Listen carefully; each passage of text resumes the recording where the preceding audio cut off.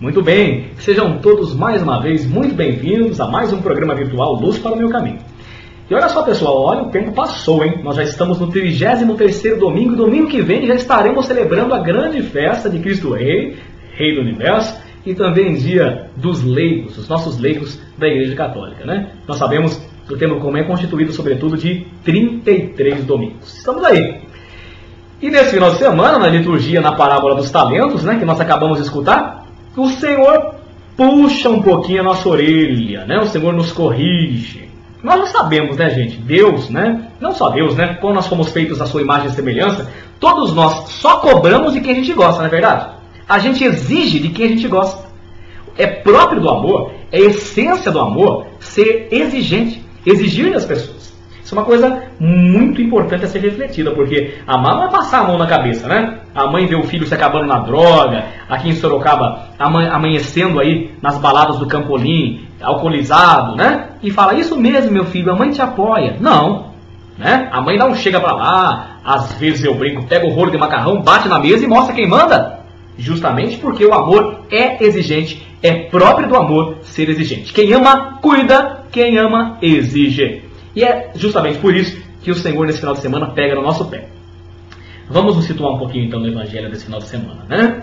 Um patrão que conhece muito bem os seus empregados, conhece muito bem aqueles que trabalham para ele, deu talentos, né? O talento era uma moeda antiga, né? E deu 5 talentos para o primeiro, deu 2 talentos para o segundo e 1 para o terceiro. Um fato curioso, minha gente, a gente percebe nesse lance de dar o talento, de que o patrão conhecia muito bem seus empregados. E a recíproca também é verdadeira, porque os empregados também conheciam o patrão, né?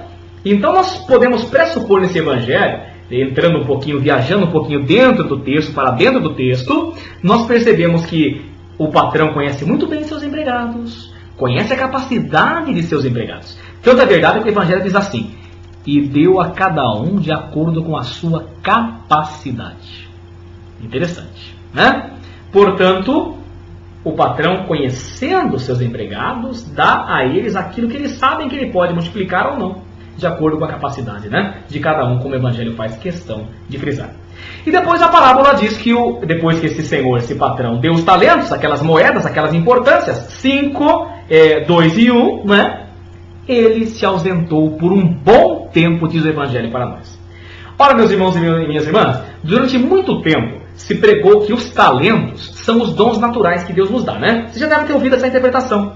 Durante milênios, né? Os talentos naturais, por exemplo, fulano canta muito bem, fulana é atriz, fulano é top model, fulano se dá muito bem para administrar as coisas, fulano é muito bom, vai muito bem na economia, enfim. É disso que o evangelho está falando? Também, mas não é a essência da mensagem. Os talentos, essencialmente, não são isso. Não é com isso que Jesus está preocupado. Sabe por quê? Porque talento natural não salva ninguém, sabia? Uma pessoa, por exemplo, né, um grande jogador de futebol, pode se tornar um fenômeno e nem por isso se salvar. E nem por isso descobrir o sentido da vida. Tem fenômenos e fenômenos por aí que gastam milhões, aliás, que ganham milhões e milhões e gastam milhões e milhões e nem por isso podem se salvar. E nem por isso recobram, encontram o sentido da vida. Não é verdade? Por outro lado, uma menininha que foi descoberta aí como top model, como modelo, pode se tornar uma Gisele Bündchen da vida. E todavia, com esse seu dom natural, ela pode acontecer, não estou falando que acontece, pode acontecer de ela usar do dom natural dela para ganhar, ter. E de repente acaba se tornando uma pessoa materialista, coloca no materialismo toda a sua esperança e aí acaba se frustrando. Não é verdade? Não vai longe, né? Recentemente aí saiu em todos os jornais, nas revistas, né? Um ator muito famoso, vamos rezar por ele, né? O ator Fábio Assunção, que está inclusive gravando a novela, tem um talento de ser ator, e a mulherada até gosta dele, né? E aí, de repente, coitado, né? Envolvido com cocaína. Por causa da cocaína vai ter que largar a trama. Então, os talentos naturais não adiantam muita coisa. Por isso que São José Maria Escrivá, fundador do Opus Dei, costumava dizer assim, que os talentos naturais morrem com o dono, acabam com o dono. Não é verdade? Terminam quando o dono termina, quando o dono morre. Não é desses talentos que Jesus está falando. Então, meus irmãos, sobre quais talentos Jesus está falando? E eu fico com o parecer do pregador do Papa, o Frei Raniero Cantalamessa, que nesse final de semana nos diz assim: são sobretudo 3 coisas. Os talentos que Deus deu para todo mundo, para você e para mim. Primeiro, o Evangelho de Jesus. Segundo, o dom da fé, a fé. E terceiro, os sacramentos. Vou repetir: o Evangelho, a fé e os sacramentos. Quantas e quantas pessoas foram batizadas na Igreja Católica, bonitinho, com padrinho católico, com padrinho casado, e foi uma festa bonita e deu churrasco, infelizmente cresceu e enterrou o talento do sacramento do batismo. Deixou enterrado, abandonou Jesus, abandonou a igreja, abandonou a confissão. Quantas e quantas pessoas, meus irmãos e minhas irmãs, receberam o talento do sacramento do crisma, mas também o enterraram. Quantos e quantos adolescentes, jovens, numa fase boba da vida, numa fase de rebeldia, fugiram da igreja depois da crisma, enterraram o talento.